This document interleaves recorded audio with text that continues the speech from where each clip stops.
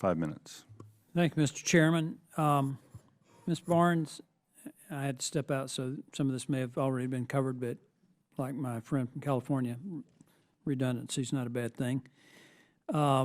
Raising the PFC will increase competition. That's been said many times in the hearing. Other than adding more gates, are there other PFC-funded improvements that you think would improve, increase competition? To increase competition, I mean, we think that improving the overall experience is critical. You know, we do think competition is important, but we leave that to the airlines and the airports.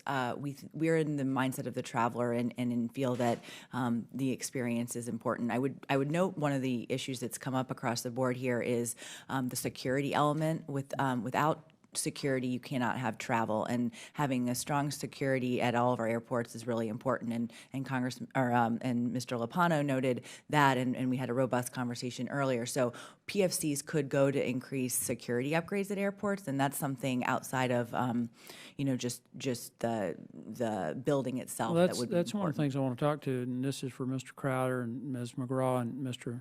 Lopano, is that most people don't realize that TSA's responsibility for security at the airport begins at the point you go through security. Everything outside of that is local. Ticketing area, baggage claim, drop-off, pickup, all of that. And Mr. Katko and I have had this discussion. It's been going on for about 3 years now, that we've been talking about the need for local authorities to do more to provide security, whether it's, technology is great, but I'm a proponent of canine units, which just the visible presence of a canine unit is a deterrent. Mm-hmm. Is that one of the things that you foresee being done if you get the increase in the PFC? I'll take that first, Representative Palmer. Thank you. It's a great question, and the terminal renovation and expansion project that we have planned for Spokane International Airport is all about that.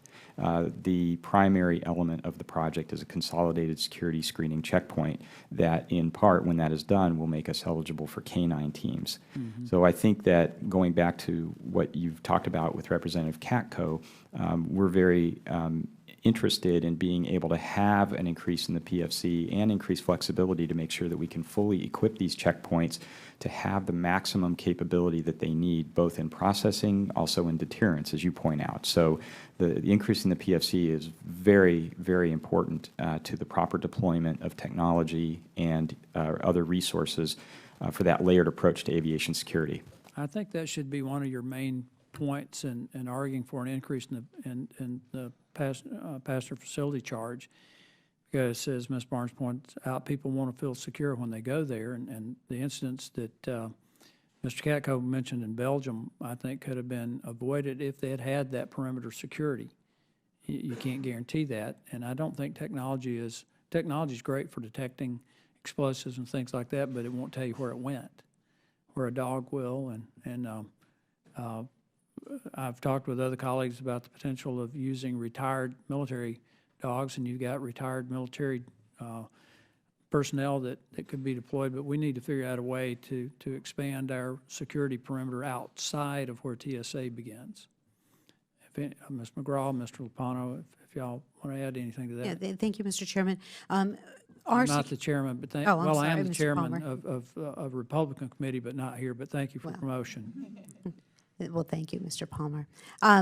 Our security checkpoint was built in 2000, pre-9/11. It is undersized. It's woefully inadequate to address our local passenger needs now. So one of the things we would like to do with our PFC is increase the footprint. I agree wholeheartedly with you. As my police chief constantly reminds me, you have to have a multi-layered approach to security, be it the right size facility, be it the right equipment in place, and certainly I think the canine units, we're blessed to have 3 canine units. We would love to have more. They do a lot for us relative to security. So I agree with you, and PFCs would help go for that purpose. I think they need to be outside the building as well as inside the building, because just having them outside the building is a visible deterrent. Mr. Lopano. Yes, Congressman. We do have, we've just acquired a specially trained dog that can smell the detectives, smell bombs from a long distance, and we deploy them outside on the curbsides.